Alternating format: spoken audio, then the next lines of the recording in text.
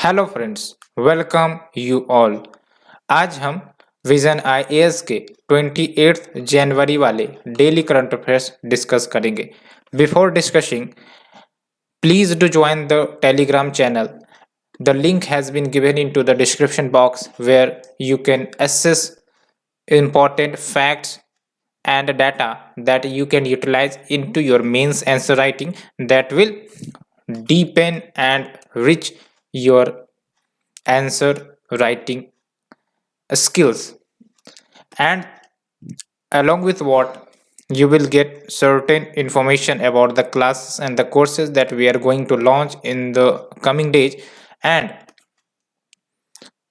do share and like and subscribe the channel so that more and more friends can utilize these initiative. आज friends हम लोग 6 article discuss करेंगे and काफ़ी important articles हैं, direct to the point, based on syllabus ये आर्टिकल्स आज निकल कर आई हैं, so you should not miss that. So without delaying let's move to the first article, India Central Asia virtual summit. आपको ही पता है, आपने अगर न्यूज़पेपर आज पढ़ी होंगी तो India Central Asia virtual summit organise की गई हैं। एंड सबसे इंपॉर्टेंट बात तो ये कि सेंट्रल एशिया है कहाँ पर, तो आपको मैप देखना पड़ेगा। तो आप ये देख सकते हो, ये आप जो मैप यहाँ पर देख रहे हो जिसमें ये कंट्री पर ध्यान दो, ठीक है, इन कंट्री पर ध्यान दो। 5 देश आते हैं, Kazakhstan, Uzbekistan, Kyrgyzstan, Tajikistan, Turkmenistan. ये आपके सेंट्रल एशियन कंट्री है। एंड आपको पता होगा कि ये ब्रेक अवे कंट्रीज हैं यूएसएसआर के, जो आज आपका रशिया है। तो मैप को समझने के बाद दूसरी इंपॉर्टेंट बात जो निकल कर आती है कि आपको यहाँ पर एक बात और ध्यान देनी है कि ये जो सेंट्रल एशिया का लोकेशन है और अफगानिस्तान का लोकेशन देखो, ईरान का लोकेशन देखो, ये बाद में काम आएंगी, मैं जब डिस्कस करूंगा।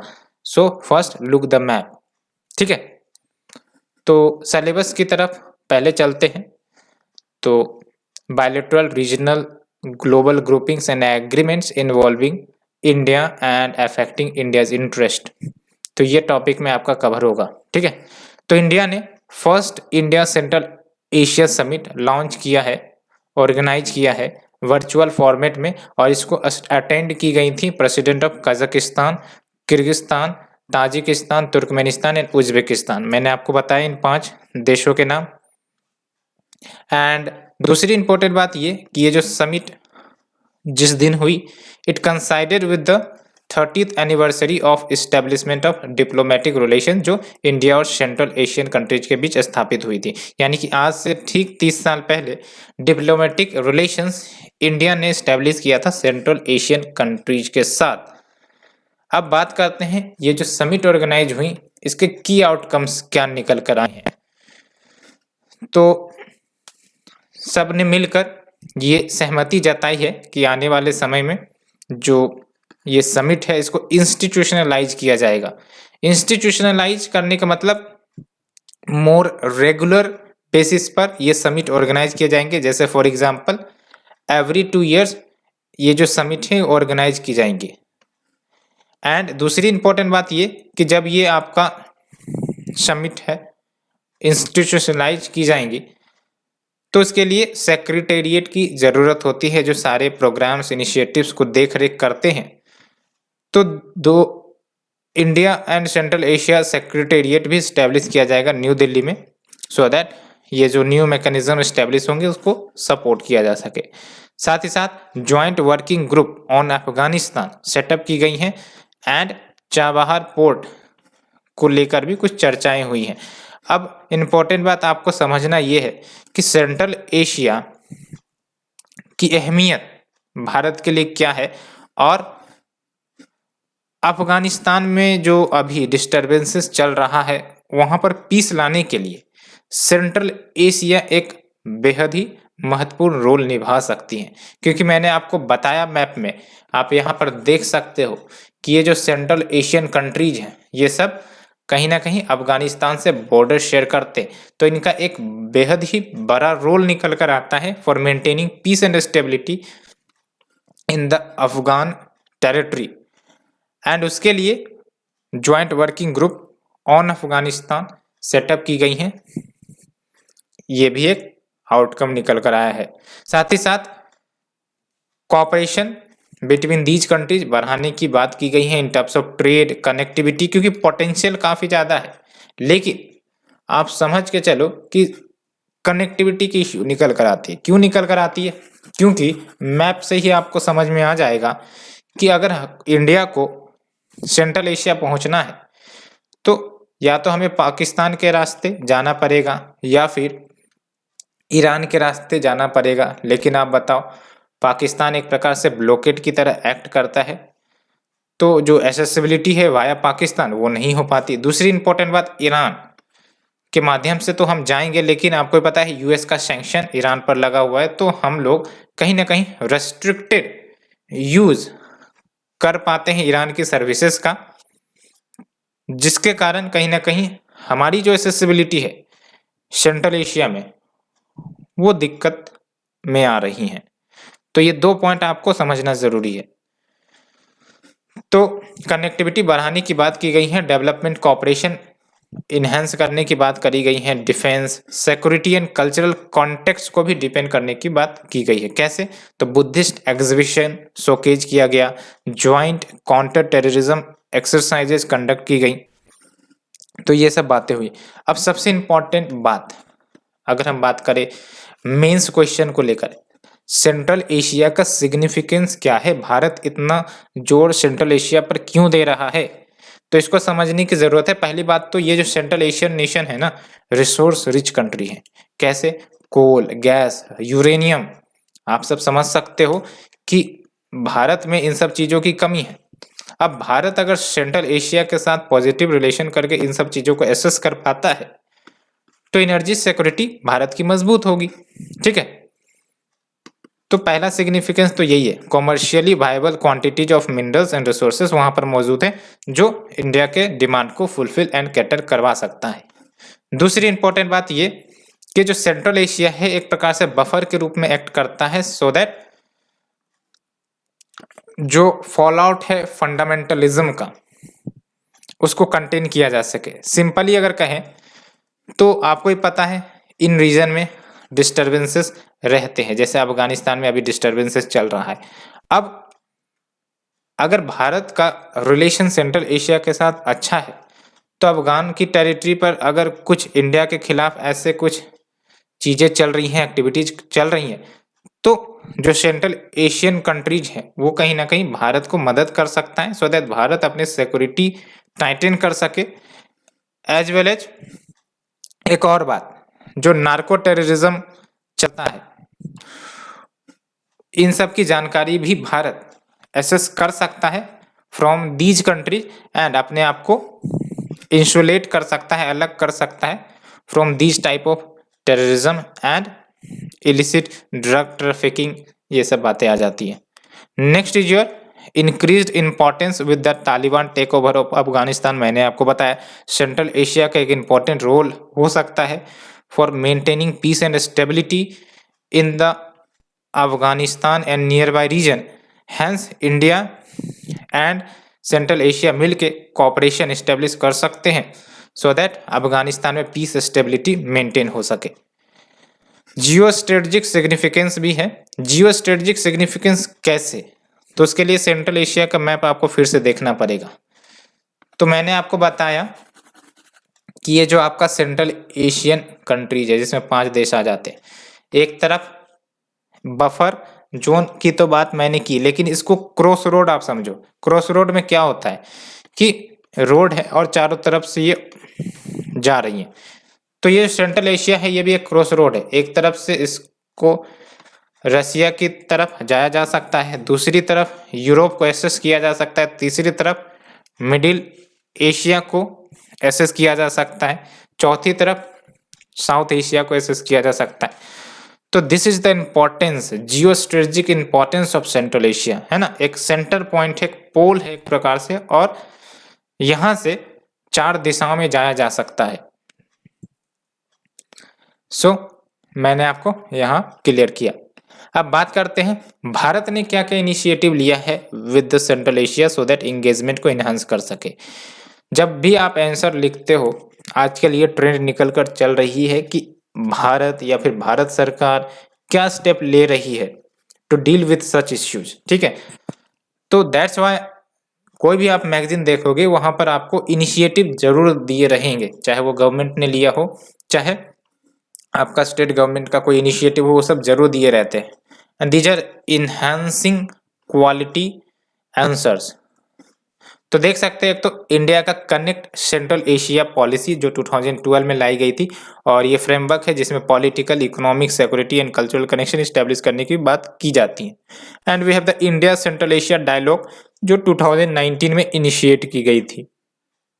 अलोंग विथ व्हाट, हाल ही में इंडिया ने 1 billion line of credit extend किया है for the socio economic development of the region. Line of credit का मतलब ये हुआ कि सस्ते में, चीपर में लोन दिए जाएंगे इलोंगेटेड पीरियड के लिए, ठीक है। और जिसको दिया गया है वो धीरे धीरे करके इसको चुका सकते हैं, है ना। ये बातें आती है लाइन ऑफ क्रेडिट में। And next is your India Central Asia business council establish की गई थी 2020 में। एंड इंडिया एक प्रकार से तापी पाइपलाइन का भी हिस्सा है। तापी पाइपलाइन आपको भी पता है, तुर्कमेनिस्तान, अफगानिस्तान, पाकिस्तान, इंडिया के रास्ते पाइपलाइन इस्टेब्लिश की जाएंगी for the delivery of the natural gas, है ना। तो ये बातें हैं। And next is your international north south transfer corridor agreement and Ashgabat agreement. तो ये सब कुछ initiative to deepen the touch with the Central Asia, to strengthen, to engage with Central Asia जो लिए गए हैं, ठीक है। So friends, we have discussed article number 1 in detail. Let's move to the article number 2। Climate change will force transboundary fish stocks to move from habitats migration path report. तो इसको समझेंगे, लेकिन सबसे पहली बात हम सिलेबस की करते हैं। तो देख सकते हो article number 2 will cover under conservation, environmental pollution and degradation. तो एक रिसेंट रिपोर्ट पब्लिश की गई है जिसमें ये प्रयास किया गया है टू एसेस कि जो क्लाइमेट चेंज के इम्पैक्ट हैं on the transboundary stocks of fisheries वो क्या होने वाले हैं, जो अभी फिलहाल तो एक्सक्लूसिव इकोनॉमिक जोन में ऑपरेट हो रहे हैं। कहने का तात्पर्य ये है कि क्लाइमेट चेंज का इम्पैक्ट आपको भी पता है एक्वेटिक इकोसिस्टम पर पड़ रहा है। कैसे? तो ओशियनिक एसिडिफिकेशन कह लो, या फिर टेम्परेचर जो वाटर बॉडीज की हैं वो राइज हो रही हैं, ग्लेशियर मेल्ट होने के कारण सी लेवल राइज हो रहा है। ये सब सर्टेन क्लाइमेट चेंज के इम्पैक्ट हैं ऑन द सी और ओशियंस। तो ये ट्रांसबाउंडरी स्टॉक क्या है? ट्रांसबाउंडरी स्टॉक को समझने के लिए आपको सबसे पहली बात शेयर्ड स्टॉक का कंसेप्ट समझना पड़ेगा। बेसिकली ये जो शेयर्ड स्टॉक है या फिर ट्रांसबाउंडरी स्टॉक है, एक प्रकार से dedicated area in the ocean या सी मान सकते हो आप। एक डायग्राम मैंने निकाल कर लाया है, उससे और ज़्यादा क्लियर हो जाएगी। आप देख सकते हो ये है आपका ट्रांसबाउंडरी स्टॉक। इसको समझने के लिए लेट्स से कि दो कंट्री है, कंट्री 1 एंड कंट्री 2। अब दोनों की बाउंड्री ये है, ठीक है। अब ट्रांसबाउंडरी स्टॉक में क्या होगा कि कंट्री 1 की अपनी एक्सक्लूसिव इकोनॉमिक जोन वाली एरिया है, और ये सब कोस्टल कंट्रीज हैं, आपको पता होना चाहिए। और जो कोस्टल कंट्रीज होते हैं उन्हीं की EEZ होती है, एक्सक्लूसिव इकोनॉमिक जोन, ठीक है।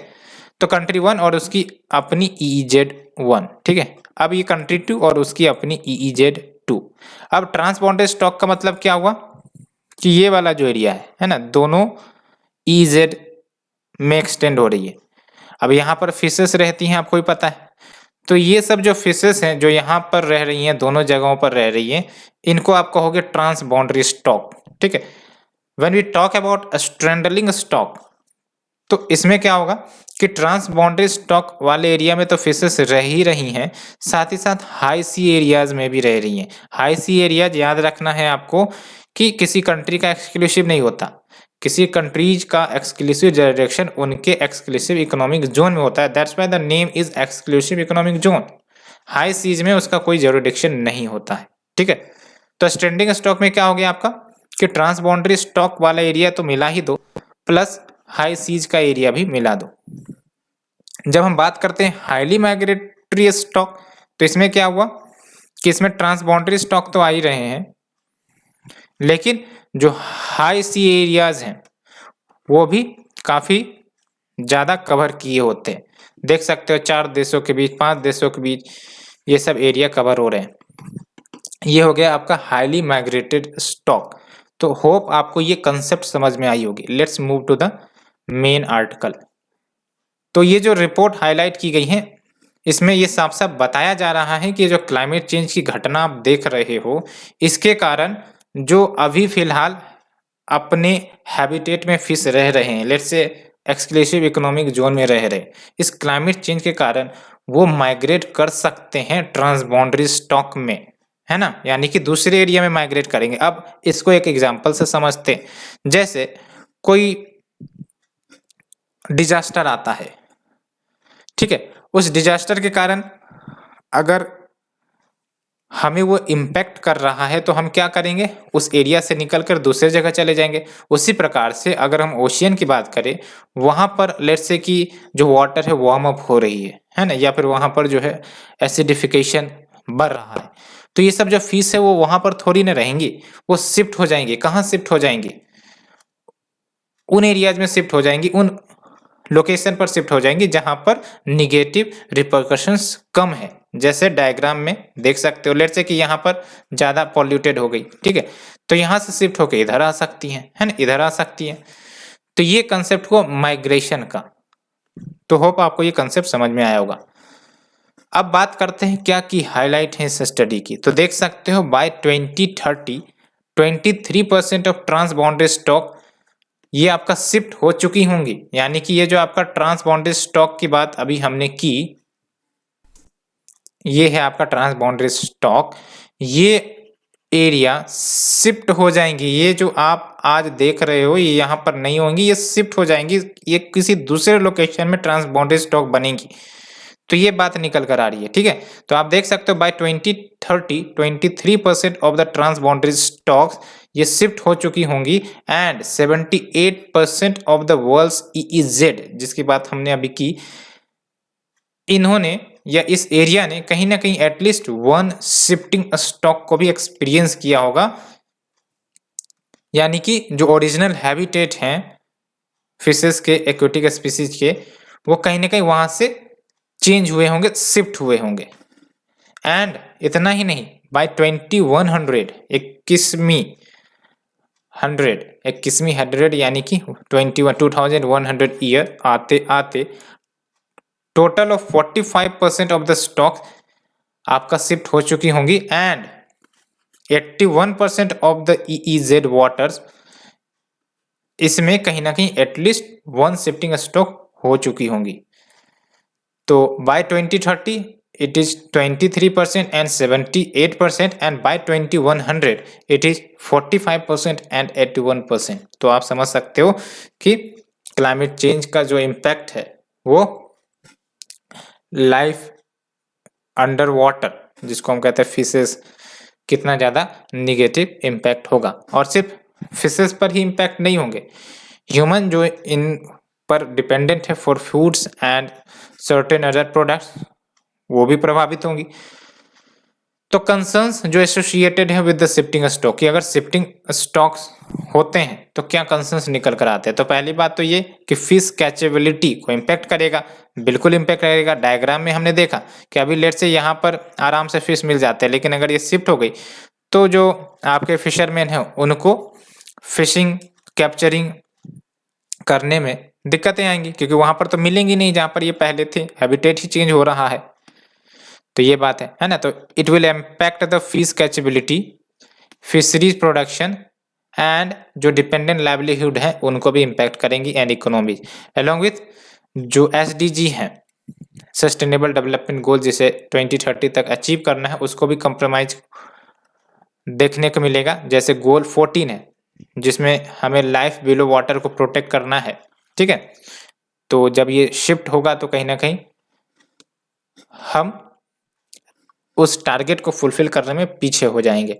along with it will challenge the effectiveness of current governance. बिल्कुल, जो अभी फिलहाल गवर्नेंस है for safeguarding the aquatic ecosystem, उन सब के इफेक्टिवनेस में ही चेंज हो जाएगी। कैसे? बिकॉज हैबिटेट ही चेंज हो रही है, तो सब कुछ चेंज हो जाएंगी।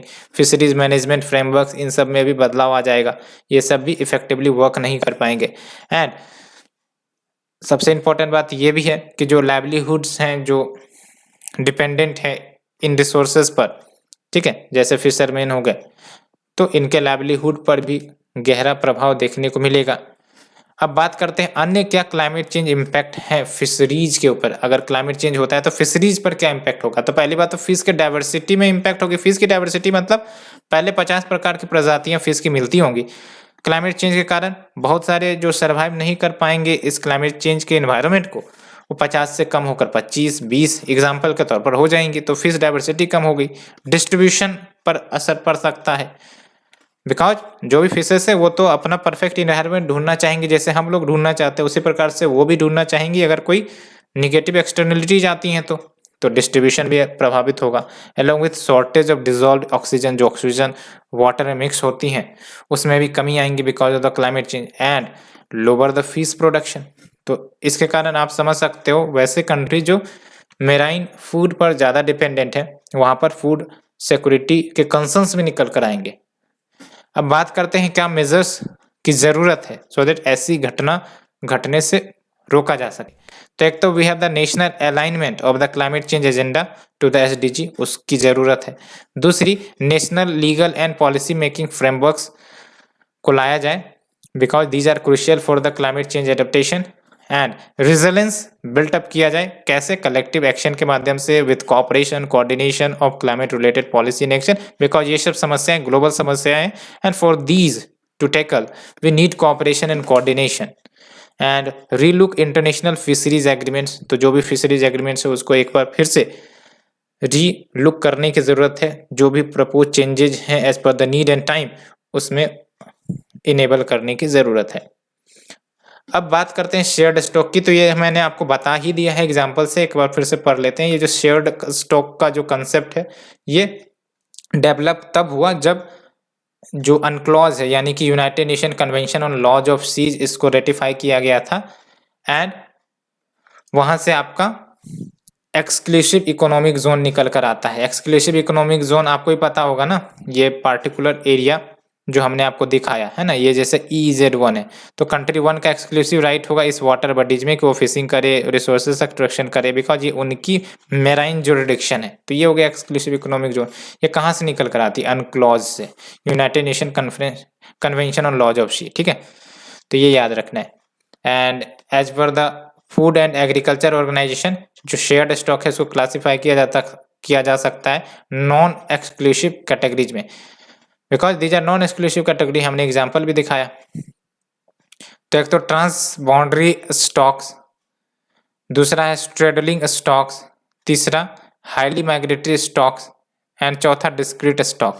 डिस्क्रीट स्टॉक में सिर्फ और सिर्फ ये हाई सीज में प्रेजेंट रहते हैं। तो जैसे मैंने आपको एग्जांपल बताया, ये है आपका डिस्क्रीट स्टॉक्स, सिर्फ यहाँ पर हाई सीज में जो आपका मौजूद होगा वो होगा डिस्क्रीट। ट्रांसबाउंड्री आपका दोनों का शेयर EZ1 EZ2 कवर किए हुए है ना। स्ट्रेडलिंग में क्या हो गया आपका, ये जो ट्रांसबाउंड्री स्टॉक का एरिया वो तो है ही है, साथ ही साथ हाई सी के एरिया को भी कवर किए हुए है। तो ये सब मैंने एग्जाम्पल में डिस्कस किया, ठीक है फ्रेंड्स। सो इसको डिस्कस करने के बाद let's move to the next article. National conference on agriculture for summer campaign 2021-2022 launch हुई है। तो सिलेबस देखते हैं। तो article number 3 will cover your direct topic major cropping patterns in various parts of the country. So let's look at that. तो जो conference है, इस कॉन्फ्रेंस में समर क्रॉप्स के इम्पोर्टेंस को हाईलाइट किया गया है और कहा गया है कि ये जो समर क्रॉप्स है इसको ज़ैद क्रॉप भी कहते हैं। आपको पता है खरीफ, रबी एंड बीच में जो आने वाला क्रॉपिंग सीजन है वो ज़ैद है ना, और इसी को समर क्रॉप्स भी कहते हैं। और इसमें ये हाईलाइट की गई हैं कि जो समर क्रॉप है या जैद क्रॉप है, एक प्रकार से फार्मर्स को फास्ट कैश देने में मदद करती है, बिकॉज बहुत ही कम समय में ये ग्रो हो जाती हैं और काफ़ी अच्छा एक प्रकार से इनकम भी इनको प्रोवाइड करती हैं। तो फार्मर्स चूँकि नीड में होते हैं for the income, so that आने वाले समय में जो खरीफ सीजन है वहाँ पर कल्टीवेशन किया जा सके, इनपुट कॉस्ट जो सीड्स फर्टिलाइजर सब में लगते हैं उन इनपुट कॉस्ट की भरपाई इनसे की जा सके। तो यहाँ से समर क्रॉप्स के इंपॉर्टेंस निकल कर आते हैं और ये गैप फिलर है एक प्रकार से between two chief crop that is kharif and rabi, because kharif और रबी के बीच में ही आपका जैद आता है। तो जैद जिसको हम समर क्रॉप्स भी कहते हैं और ये कल्टिवेटेड किए जाते हैं between the month of March and June, because June में आपको पता है मानसून का सीजन आ जाता है और उसके बाद जो खरीफ क्रॉप्स है उसकी जो कल्टिवेशन है वो की जाने लगती है, because water is heavily required for the kharif crops, आपको पता है। एंड जैद क्रॉप्स के सर्टेन कैरेक्टरिस्टिक्स की बात करें तो इसको वार्म ड्राई वेदर चाहिए, दैट्स वाई ये जो पीरियड होता है स्प्रिंग वेदर का सीजन होता है, सूखी हवाएं चलती है ना, वातावरण थोड़ा सा वार्म होता है, तो ये सब कंडीशन रिक्वायर्ड होती है फॉर द जैद और समर क्रॉप्स, है ना। These are vital growth period and along with longer day length की भी ज़रूरत होती है फॉर फ्लावरिंग। एंड अगर हम बात करें कि जैद या समर क्रॉप के अंतर्गत कौन से क्रॉप्स की सबसे ज़्यादा एरिया में कल्टीवेशन होती है, तो 2021 के आंकड़ा के अनुसार की बात करें तो जो पल्सेस हैं, दलहन जिसको कहते हैं, हाईएस्ट एरिया कवर करता है अंडर द कल्टीवेशन। उसके बाद आपका कोर्स या फिर न्यूट्रीसीरियल्स एंड ऑयल सीड्स का एरिया आता है। लेकिन इंपॉर्टेंट बात यह है कि सर्टेन लिमिटेशन भी है समर क्रॉप या फिर जैद क्रॉप की। पहली बात तो ग्रोइंग सीजन बहुत ही शॉर्ट है, मार्च से मई तक में इसको ग्रो करके फल फ्रूट सब निकल जाते हैं, हम लोग खाते भी हैं, जैसे ग्रेप्स आप देख सकते हो, है ना, तरबूज आपने सुना होगा। एंड दूसरी इंपॉर्टेंट बात ये लेस मॉइस्चर डिमांडिंग क्रॉप ही ग्रो किए जा सकते हैं, बिकॉज ये ड्राई सीजन होता है तो पानी उतनी ज़्यादा उपलब्ध नहीं होती है मानसून से, मानसून तो होती ही नहीं है आपको ही पता है, तो लेस मॉइस्चर डिमांडिंग क्रॉप ही ग्रो होंगी, है ना। एंड नेक्स्ट इज योर कि चूंकि वाटर की ज़रूरत होती है तो जहाँ पर एज्यूर्ड इरिगेशन फैसिलिटीज़ हैं वहाँ पर और अच्छे से ये ग्रो करेंगी, तो grown in assured irrigation facilities, because climate से तो कोई बारिश या फिर वाटर नहीं मिलने वाली, because these are dry season. Next is your stray and wild animals, ये सब भी डैमेज काउज कर देते हैं। Inadequate thrust on summer season area coverage. Next is your season specific varieties की जरूरत है। अब बात करते हैं गवर्नमेंट के क्या सपोर्टिव प्रोग्राम है फॉर द समर क्रॉप्स। यहाँ पर भी आप देख सकते हो गवर्नमेंट के इनिशिएटिव की बात की जा रही है ना। तो पहली बात तो targeting rice fallow areas programme चलाए जाते हैं so that pulses and oilseeds promote किए जा सके। Next is intercropping in oil palm, national food security mission oilseed and oil palm plantation. Next is intercropping in sugarcane, national food security mission pulses के अंतर्गत spring planting को promote किया जाता है। Next is summer vegetables under mission for integrated development of horticulture.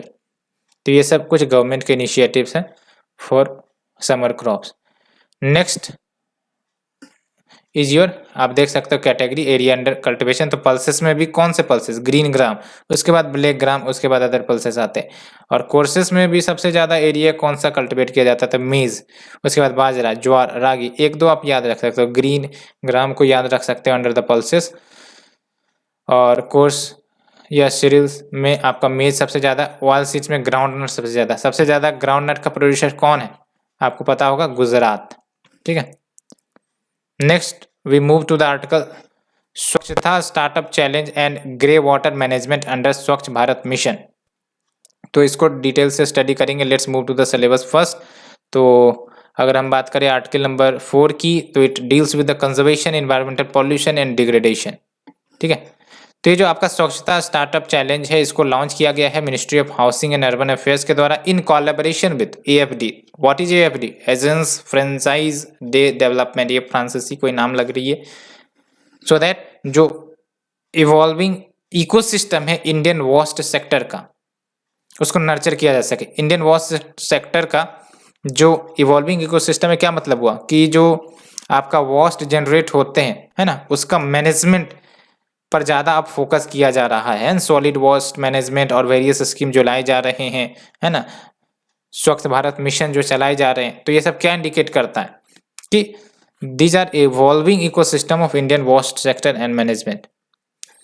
और ये जो challenge है ये ओपन है बेसिकली टू द स्टार्टअप्स जो भारत में रजिस्टर्ड हैं, as well as French actors भी कोलैबोरेट कर रहे हैं विद एन इंडियन स्टार्टअप। और सॉल्यूशंस इनवाइट की गई हैं अक्रॉस 4 थीमेटिक एरियाज की 4 फोकस एरियाज पर आप सॉल्यूशन प्रोवाइड कर सकते हो अंडर द चैलेंज। तो एक तो सोशल इंक्लूजन, दूसरा है आपका zero dump under solid waste management, तीसरा है आपका प्लास्टिक वेस्ट मैनेजमेंट, चौथा है transparency through digital enablement. And हाल ही में हरियाणा ने अपनी जो ODF प्लस एक्टिविटीज को और ज़्यादा मजबूत किया है। कैसे? तो ग्रे वाटर मैनेजमेंट को स्ट्रॉन्ग किया है। तो वेस्ट स्टेबलाइजेशन पॉन्ड को अडॉप्ट करके, कम्युनिटी लीच पिट्स कंस्ट्रक्ट करके, इन सब की मदद से open defection free plus activities को बूस्ट किया है हरियाणा ने। और जब हम बात करते हैं ग्रे वाटर, तो ग्रे वाटर क्या है? ये वेस्ट वाटर ही है। जैसे फॉर एग्जांपल घर है, घर से जो भी वाटर निकलते हैं, चाहे शॉवर से हो, बाथ टब से हो, sink, kitchen, dish washers, washing machine, ये सब आपके ग्रे वाटर के कैटेगरी में आते हैं, ठीक है। और ये जो ग्रे वाटर है लगभग 50 से 80% of the waste water household से ही निकलता है, ग्रे वाटर का कंपोनेंट।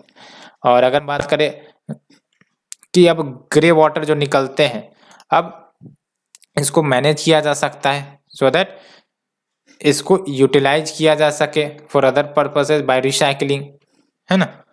तो principles of grey water management में क्या आ गया? रिड्यूस, यानी कि जुडिशियस यूज हो फ्रेश वाटर का so that minimum quantity of grey water generate हो। पहली बात तो यूज को ही रिड्यूस करो। दूसरी इंपॉर्टेंट बात रीयूज करो, यानी कि जो ग्रे वाटर निकल कर आए हैं उसका इस्तेमाल आप कर सकते हो किचन गार्डन के लिए, व्हीकल वॉशिंग के लिए, टॉयलेट फ्लशिंग के लिए, तो ये हो गया रीयूज, ठीक है। तीसरा है आपका रिचार्ज।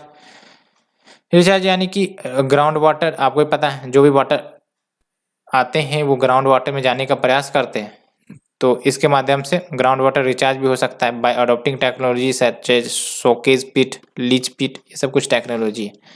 एंड ये आप बार बार सुनते होगे open defection free plus, open defection free plus plus, क्या है ये सब?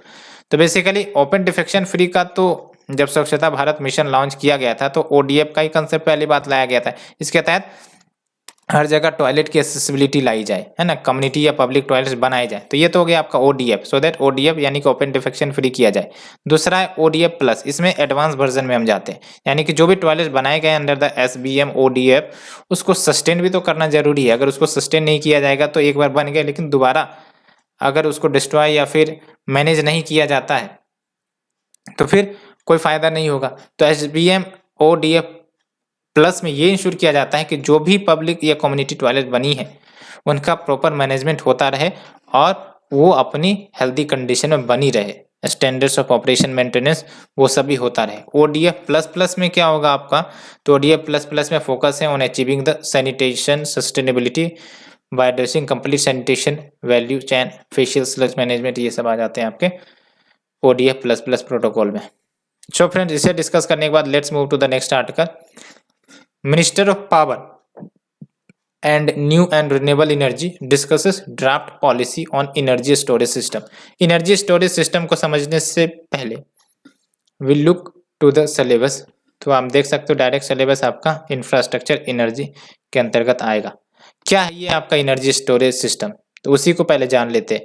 ये जो आपका एनर्जी स्टोरेज सिस्टम है ये सर्टेन डिवाइसेस हैं, जैसे बैटरी का एग्जांपल ले लो, ये बैटरी जो है आपका एग्जांपल एनर्जी स्टोरेज सिस्टम का। तो दीज आर डिवाइसेस जो क्या करते हैं कि जो एनर्जी आ रही है रिन्यूएबल सोर्सेस से, जैसे सोलर या फिर विंड एनर्जी जो भी है, उसको स्टोर करते हैं और बाद में जब भी कंज्यूमर को, कस्टमर को रिक्वायर्ड होगी तब यूज किया जा सकता है from these energy storage devices. तो की ग्रिड एनर्जी स्टोरेज टेक्नोलॉजी क्या क्या है, जैसे बैटरी है, मैंने आपको बताया, पम्प्ड हाइड्रो इलेक्ट्रिक स्टोरेज है, कंप्रेस्ड एयर एनर्जी स्टोरेज है, थर्मल स्टोरेज, हाइड्रोजन फ्लेविल्स, ये सब कुछ एग्जाम्पल है की ग्रिड एनर्जी स्टोरेज टेक्नोलॉजीज का। तो इसको समझ गए, अब चलते हैं मेन मुद्दे पर। तो जो minister of power and new and renewable energy है, उन्होंने डिस्कस किया है draft policy on energy storage system. तो क्या है draft policy on energy storage system? तो इसका जो ऑब्जेक्टिव है इस पॉलिसी को लाने की, बेसिकली कि जो स्टोरेज सिस्टम है, एनर्जी स्टोरेज सिस्टम, उसका क्रिएशन लार्ज स्केल पर किया जा सके across the value chain of the electricity sector. कैसे? तो जनरेशन लेवल पर, ट्रांसमिशन लेवल पर, डिस्ट्रीब्यूशन लेवल पर, थ्रू आउट द कंट्री। तो क्या की हाईलाइट है इस ड्राफ्ट पॉलिसी के? तो पहली बात तो ये कि जो एनर्जी स्टोरेज सिस्टम में ये इंटीग्रल पार्ट होंगे of the power system under the electricity act. और दूसरी इंपॉर्टेंट बात कि लोगों के पास चॉइस होगी कि वो सेटअप कर सकते हैं अपने एनर्जी स्टोरेज सिस्टम को। तीसरी इंपॉर्टेंट बात ये कि जो डेवलपर हैं इनको inter state transmission connectivity allow की जाएंगी, सो दैट ये अपने पावर सेल कर सकते हैं, परचेज कर सकते हैं from any part of the country. ये काफी इंपॉर्टेंट पॉइंट है ना। Developer shall be granted inter state transmission connectivity, so that अगर इनको बेचना है टू द अदर स्टेट तो वो बेच सकते हैं, या फिर खरीदना है तो खरीद भी सकते हैं। Next is your quantum of ESS, जो इंक्लूड किया गया है with the round the clock renewable energy. इसको काउंट किया जाएगा रिन्यूएबल परचेज ऑब्लिगेशन के रूप में फॉर द स्टोरेज। एंड जो ट्रांसमिशन कॉस्ट है रिन्यूएबल एनर्जी का, उसको वेव किया जाएगा both at the time of charging as well as जब इसको सेल किया जा रहा होगा, जो भी रिन्यूएबल एनर्जी स्टोर की गई होंगी। अगर हम बात करें इंपॉर्टेंस क्या एनर्जी स्टोरेज सिस्टम का, तो जो इंडिया की एनर्जी नीड्स है उसको सिक्योर करता है। दूसरी इंपॉर्टेंट बात तो ये कि बैटरी जो हम भर भर के इंपोर्ट करते हैं विदेशों से, उसके इंपोर्ट बिल में भी कमी लाएगा। साथ ही साथ फ्यूल में भी, यानी फ्यूल इंपोर्ट में भी कमी ला सकता है। एंड क्लीन एनर्जी को प्रमोट करेगा, assist in achieving the India's nationally determined contribution target. ये आपको पता होगा ना, INDC टारगेट जो भारत ने पेरिस एग्रीमेंट में कही थी, अब तो ये चेंज हुआ है। पंचमित्रा टारगेट वाला कंसेप्ट आपने सुना होगा। COP26 जो अभी हाल फिलहाल में हुई है, कहाँ पर हुई है COP26? UNFCCC की। आप हमें बता सकते हो कमेंट सेक्शन में, काफी इंपॉर्टेंट है, क्वेश्चन भी आए हैं इस बार मेंस में। चैलेंजेस क्या है? तो पहली बात तो फाइनेंशियल वायबिलिटी की एक चैलेंज होगी, काफी ज्यादा कॉस्टली हो सकते हैं। दूसरी इंपॉर्टेंट बात टेक्नोलॉजिकल चैलेंजेस, टेक्नोलॉजी की अभाव के कारण कहीं ना कहीं ये जो सिस्टम है उसको डेवलप होने में समय लग सकता है। And enabling the infrastructural issues, तो इनेबलिंग द इंफ्रास्ट्रक्चरल इश्यू जैसे लैंड एक्विजिशन करने में देरी आती है ना, बहुत सारे परमिशंस लेने पड़ते हैं, ब्यूरोक्रेटिक हर्डल्स देखने पड़ते हैं। Low mineral reserves of lithium Bharat में, और आपको ही पता है lithium is used as battery storage input. And earlier government ने national mission on transformative mobility and battery storage भी लॉन्च किया है to promote the ESS। So friends, इसे डिस्कस करने के बाद let's move to the last article. India calls for greater urgency in trade negotiation with European Union. आपको भी पता होगा यूके के साथ भारत प्रयास में है कि बायलैटरल इन्वेस्टमेंट ट्रीटी हो जाए, सो दैट जो ट्रेड है दोनों देश के बीच में उसको इन्हांस किया जा सके। अब यूरोपियन यूनियन के साथ भी भारत प्रयास कर रहा है कि जल्द से जल्द ट्रेड नेगोशिएशंस हो सके, सो दैट यूरोप के साथ हमारा जो ट्रेड रिलेशन है उसको बूस्ट किया जा सके। तो ये तो हम डिस्कस करेंगे, but first look at the syllabus. तो आप देख सकते हो ये आपका कवर होगा हाँ, bilateral regional global groupings and agreements involving India's and affecting India's interest, इसमें कवर होगा। ठीक है, तो India European union negotiation for trade and investment agreements के तहत इंडिया के जो एक्सटर्नल अफेयर मिनिस्टर है, इन्होंने कहा है कि भाई साहब हार्मोनाइज एंड प्रायोरिटाइज करने की जरूरत है इंडिया के डिमांड्स को, एंड कुछ जो नॉन ट्रेड इश्यूज निकल कर आते हैं उसको भी एड्रेस करने की जरूरत है। बिकॉज जब भी ट्रेड एग्रीमेंट होता है तो certain non trade issues and trade issues निकल कर आते हैं, है ना। जैसे किस प्रोडक्ट पर टैरिफ को कम करना है, तो ये जो देश हैं उस पर एग्रीमेंट या सहमति जताएंगे। जैसे बहुत सारे ऐसे प्रोडक्ट हो सकते हैं भारत की तरफ से जिस पर भारत नहीं चाहता होगा कि हम इस पर टैरिफ कम करें। उसी प्रकार से जो आपका यूरोपियन यूनियन है वो भी चाहते होंगे कि भाई साहब आपको भी कुछ प्रोडक्ट्स पर टैरिफ कम करने की जरूरत होगी, तो इन सब इश्यूज को कहीं ना कहीं एड्रेस किया जा सके। तो Indian and French foreign minister जो वर्चुअल कन्वर्सेशन हुआ अभी, उन्होंने कॉपरेशन की भी बात की with in the Indo Pacific region along with what wide range of issues, जैसे कोविड-19 वैक्सीन को लेकर, regulations for blue economy, connectivity project, इन सब पर भी बातें हुई। और इसमें हाईलाइट भी की गई हैं proposal for India and European Union कि Indo Pacific campus on health create किया जाए so that training, innovation, cooperation on the pharmaceutical products, इस पर जो भी इंफॉर्मेशन एंड नॉलेज है उसको एक्सचेंज किया जा सके सो दैट बेटर मैनेज किया जा सके इस पैंडेमिक को। And India European union bilateral trade and investment agreement talk ये 2007 में ही शुरू हुई थी, लेकिन मैंने आपको बताया ठंडे बस्ते में पड़ गई थी 2013 तक, और अब हाल फिलहाल में टॉक्स रिज्यूम हुई है 8 साल के डेडलॉक के बाद। अब देख सकते हैं यहाँ पर जो कंसर्न है in India European union bilateral trade investment agreement के तहत इंडिया का डिमांड मैंने आपको बताया। इंडिया डाटा सिक्योर स्टेटस की बात करता है which is very important for India IT sector, because India के आईटी सेक्टर काफ़ी अच्छे प्रोडक्ट्स इन देशों में एक्सपोर्ट करते हैं। तो एक तो ये बात निकल कर आ गई, साथ ही साथ नॉर्म्स को आसान किया जाए, टेम्प्रोरी मूवमेंट जो भी होते हैं स्किल्ड वर्कर्स का इंडिया से, तो ये भी भारत की डिमांड है। Relaxation of sanitary and phytosanitary measures and technical barrier जो लगाए जाते हैं ट्रेड नॉर्म्स के लिए, इन सबको रिलीज किया जाए। यूरोपियन यूनियन का क्या डिमांड है, तो भाई साहब ऑटोमोबाइल्स, जैसे मैंने आपको बताया था, है ना, यही सब तो इश्यू है जिस पर सहमति बननी है, और इसी सब सहमति न बनने के कारण ट्रेड एग्रीमेंट नहीं हो पाता। तो सिग्निफिकेंट ड्यूटी कट किए जाए ऑटोमोबाइल सेक्टर में, tax deduction on the wines, because wines के मामले में ये सब ज़्यादा एक्सपोर्ट करते हैं ये जो यूरोपियन यूनियन के देश हैं। स्ट्रॉन्ग इंटेलेक्चुअल प्रॉपर्टी रिजीम हो, रिलैक्सेशन हो इंडिया के डाटा लोकलाइजेशन नॉर्म्स में, along with protection to the all its items with geographical indication. तो जो भी ज्योग्राफिकल इंडिकेशन वाले आइटम है यूरोपियन यूनियन को उसका प्रोटेक्शन भी मिले, सो दैट उसका इस्तेमाल कोई थर्ड पार्टी विदाउट परमिशन नहीं कर सके। सो फ्रेंड्स, ये हमने आज डिस्कस किया all these articles, hope you understood. Thank you friends, thank you very much. If you liked, please share, subscribe the channel. Thank you friends.